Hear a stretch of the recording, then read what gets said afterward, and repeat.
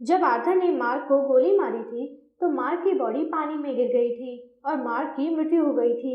इस एपिसोड के स्टार्ट में हम देखते हैं कि आर्थर और उसके आदमी मार्क की डेड बॉडी को पानी से बाहर निकालते हैं और उसकी डेड बॉडी की तलाशी लेने लगते हैं। उनको मार्क के पॉकेट से एमिट की शब्दी मिल जाती है और आर्थर मार्क की डेड बॉडी के ऊपर वो स्केरअप रख देता है। वो कहता है कि मार्क के साथ जो भी हुआ आर्थर को उसका अफसोस है।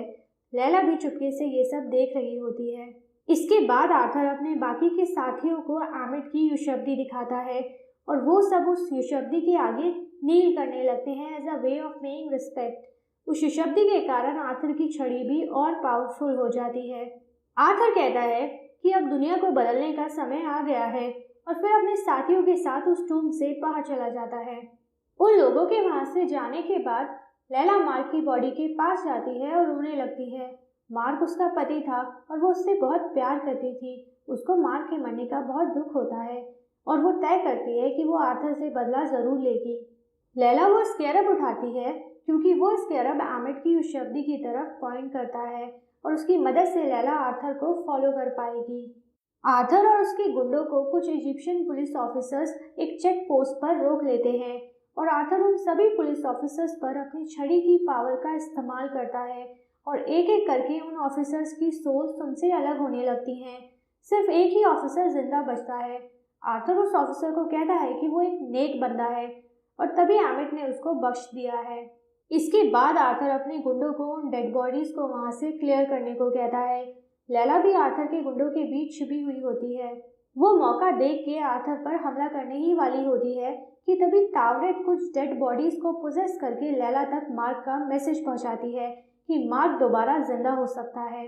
तावरेट कहती है कि आर्थर बहुत पावरफुल है और लैला उसका अकेले सामना नहीं कर पाएगी। आर्थर और एमिट का सामना करने के लिए मार्क को खोंसू और उसके मून नाइट वाले सूट की जरूरत पड़ेगी। इसलिए मार्क चाहता है कि लैला खोंसू की युशब्दी ढूंढे और उस युशब्दी को तोड़ दे जिससे खोंसू आजाद हो जाएगा।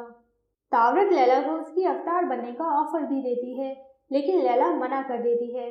इसके बाद लैला दोबारा आर्थर के गुंडों के बीच छुप जाती है और आर्थर उन सबको लेके द पिरामिड ऑफ गीजा के बाहर आ जाता है। वो अपनी छड़ी की पावर से उस पिरामिड का सीक्रेट डोर खोल देता है। बाकी के गॉड्स के अवतार भी वहीं पर होते हैं। वो लोग समझ जाते हैं कि खोंसू और मार्क आर्थर के बारे में सच बोल रहे थे कि आर्थर एमिट को आजाद करवाना चाहता है।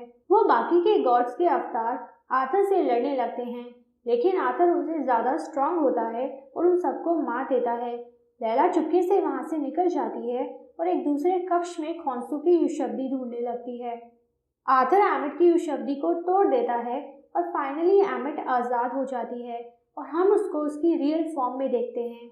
सभी लोग एमिट के आगे नील करने लगते हैं। एमिट पूछती है कि उसको आजाद करवाने का इनाम वो किसको दे।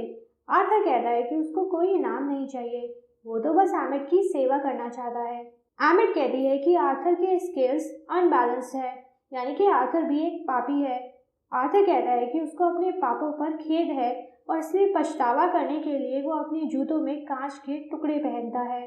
एमिट कहती है कि जिन पापों की वजह से आर्थर के स्केल्स अनबैलेंस्ड है वो पाप आर्थर फ्यूचर में करेगा। आर्थर कहता है कि फिर तो एमिट को आर्थर को भी मार देना चाहिए। एमिट का जो भी फैसला होगा आर्थर को स्वीकार होगा। एमिट कहती है कि एक बार उसने एक ऐसे इंसान को अपना अवतार बनाया था जिसके स्केल्स बैलेंस थे, पर उसकी वजह से एमिट को 2000 साल एक युशब्दी में कैद रह के गुजारने पड़े। इसलिए इस बार वो अपने अवतार के लिए आर्थर को चुनती है। आर्थर के स्केल्स जरूर अनबैलेंस हैं, पर एमिट में आर्थर की श्रद्धा और उसकी एमिट के प्रति लॉयल्टी से एमिट इम्प्रेस हुई है और उसको आर्थर जैसे ही अवतार की तलाश थी। दूसरी तरफ लैला को भी खोंसू की युशब्दी मिल जाती है और वो उस युशब्दी को तोड़ देती है और खोंसू भी आज़ाद हो जाता है। वो लैला को कहता है कि वो मार्क को इस वर्ल्ड में फील नहीं कर पा रहा है। इसका मतलब है कि मार्क अब मर चुका है। लैला गुस्से में होती है और कहती है कि मार्क खोंसू की वजह से ही मरा है। खोंसू कहता है कि एमिट को हराने के लिए उसको एक अवतार की जरूरत पड़ेगी, इसलिए वो लैला को उसका नेक्स्ट अवतार बनने का ऑफर देता है। लेकिन लैला खोंसू का अवतार बनने से मना कर देती है। वो कहती है कि मार्क खोंसू पर ट्रस्ट नहीं करता था और ना ही लैला करती है। खोंसू की वजह से ही मार्क की लाइफ बस से पत्थर हो गई थी और लैला उसका अवतार बन के अपनी लाइफ भी बर्बाद नहीं करेगी। वो आर्थर और एमिट को हराने के लिए खॉन्सू के साथ मिलकर काम करेगी, पर एज अ टीम, ना कि खॉन्सू की अवतार या गुलाम बनके। खॉन्सू कहता है कि एमिट को हराने के लिए उनको एमिट को दोबारा किसी चीज़ में कैद करना होगा, जो कि एक अवतार ही कर सकता है। लैला फिर भी उसकी अवतार बनने से मना कर देती है और मजबूरन खॉन्सू को अकेले ही एमिट का सामना करने जाना पड़ता है। आर्थर समझ जाता है कि ज़रूर लैला ने ही खॉन्सू को आज़ाद करवाया होगा और वो अपने कुछ गुंडों को लैला को ढूंढ के पकड़ने के लिए कहता है। इसके बाद हम मार्क और टावरेट को देखते हैं। वो दोनों द फील्ड ऑफ रीड्स यानी कि पैराडाइज में होते हैं। वहाँ बहुत शांति और सुकून होता है। टावरेट कहती है कि मार्क के स्केल्स बैलेंस हो गए हैं और अब उसकी जर्नी पूरी हो गई है। अब मार्क फाइनली शांति से रह सकता है। अब उसको किसी चीज़ की परवाह करने की कोई ज़रूरत नहीं है। लेकिन मार्क को अभी भी स्टीवन की चिंता हो रही होती है। वो कहता है कि वो स्टीवन को ऐसे द्वार में अकेला नहीं छोड़ेगा। टावरेट कहती है कि अगर मार्क स्टीवन को ढूंढने गया तो वो दोबारा द फील्ड ऑफ रीड्स में वापस नहीं आ पाएगा। ये सुनने के बाद भी मार्क स्टीवन को ढूंढने द्वार में चला जाता है। वहाँ वो स्टीवन की मूर्ति के पास जाता है। मार्क बहुत इमोशनल हो जाता है और स्टीवन से अपने दिल की बातें कहता है कि स्टीवन ही मार्क की असली सुपर पावर है। स्टीवन की वजह से मार्क खुद को बचपन से दिलासा देता आया है कि वो अकेला नहीं है। स्टीवन हमेशा उसके लिए एक होप की तरह रहा है। स्टीवन ने तो हमेशा मार्क को प्रोटेक्ट किया, पर मार्क स्टीवन को प्रोटेक्ट नहीं कर पाया। मार्क कह रहा है कि वो स्टीवन के साथ ही रहेगा, चाहे इसके लिए उसको हमेशा द्वार में ही कैद क्यों न रहना पड़े। स्टीवन से बातें करते करते मार्क भी एक मूर्ति बन जाता है कि तभी एकदम से ओजाइरस का द्वार खुल जाता है और मार्क और स्टीवन दोबारा ठीक हो जाते हैं। वो दोनों एक दूसरे को देख के बहुत खुश होते हैं और ओजाइरस के द्वार की तरफ भागने लगते हैं, इससे पहले कि द्वार का तूफान उन दोनों को दोबारा निगल जाए। वो दोनों उस द्वार को पार कर लेते हैं और दोबारा जिंदा हो जाते हैं। मार्क मूनलाइट बन जाता है, जिस वजह से उसकी वुंड्स हील हो जाते हैं। वहीं दूसरी तरफ खॉन्सू और एमिट एक दूसरे से फाइट कर रहे होते हैं। एमिट खॉन्सू पर भारी पड़ रही होती है कि तभी खॉन्सू को मार्क के जिंदा होने का एहसास होता है और वो मार्क के पास आ जाता है और मार्क से मदद मांगता है। लेकिन खॉन्सू की हेल्प करने से पहले स्टीवन और मार्क खॉन्सू से रीनेगोशिएट करते हैं कि आर्थर और एमिट को हराने के बाद खॉन्सू उनको अपनी ये अवतार वाली डील से फ्री कर देगा। मजबूरन खॉन्सू को उनकी बात माननी पड़ती है और वो प्रॉमिस करता है कि वो मार्क और स्टीवन को फ्री कर देगा। फिर हम देखते हैं कि ओजाइरस के अवतार की कुछ सांसें अभी भी बची हैं। वो मरने से पहले लैला को बताता है कि एमिट को हराने के लिए इस बार उनको एमिट को किसी इंसानी शरीर में कैद करना होगा, लेकिन ये काम करने के लिए उनको और अवतार की ज़रूरत पड़ेगी, क्योंकि मार्क अकेला एमिट और आर्थर को नहीं हरा पाएगा। ये सुन के लैला के पास और कोई रास्ता नहीं बचता। वो टावरेट से ओजाइरस के अवतार की डेड बॉडी के थ्रू कम्युनिकेट करती है और उसकी टेम्पररी अवतार बनने के लिए मान जाती है। आर्थर उस पिरामिड के टॉप पर जाता है और अपनी छड़ी की पावर्स यूज करता है, जिस वजह से पूरे शहर में लोगों के हाथ पर तराजू के टाटू बनने लगते हैं और आर्थर के गुंडे रैंडमली लोगों को जज करने लगते हैं। जिन लोगों के स्केल्स बैलेंस नहीं होते वो लोग मरने लगते हैं और एमिट उन लोगों की सोल्स को निगल के और स्ट्रॉन्ग और पावरफुल हो जाती है। लैला भी फाइनली टावरेट की अवतार बन जाती है और हम लैला को उसके सुपर हीरो कॉस्ट्यूम में देखते हैं, जो कि बहुत ही सुंदर होता है। मार्क मूनलाइट बन के आर्थर को रोकने आ जाता है और वो दोनों फाइट करने लगते हैं। वहीं दूसरी ओर एमिट और खॉन्सू भी एक दूसरे से लड़ने लगते हैं।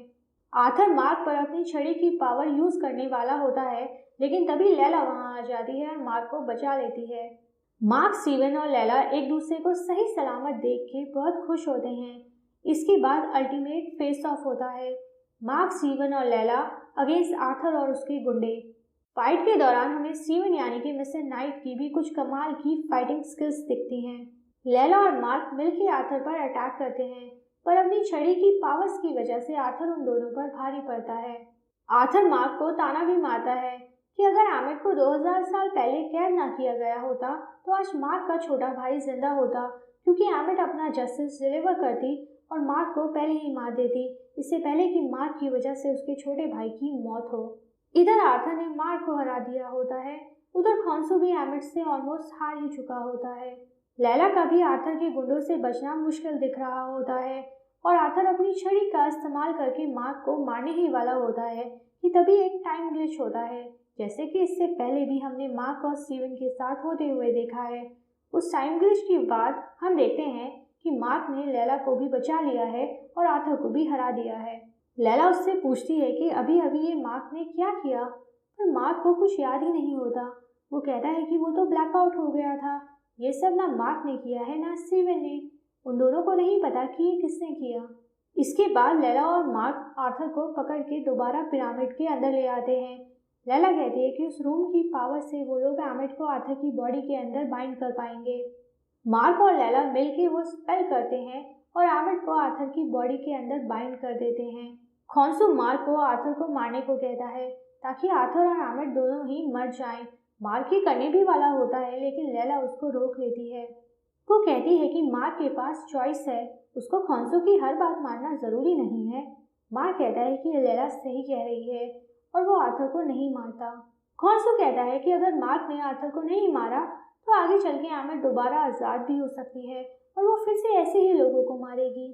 मार्क कहता है कि अब खॉन्सू भी एमिट की तरह ही बातें कर रहा है। आगे चल के क्या होगा ये खॉन्सू को कैसे पता, और अगर फिर भी खॉन्सू को एमिट को मरवाना है तो वो अपना काम खुद ही करे, लेकिन मार्क अब खॉन्सू के लिए किसी को नहीं मारेगा। इसके बाद मार्क खॉन्सू को अपनी अवतार वाली डील से रिलीज करने के लिए कहता है। खॉन्सू उसकी बात मान जाता है और उसको रिलीज कर देता है और अपना मून नाइट वाला सूट भी वापस ले लेता है।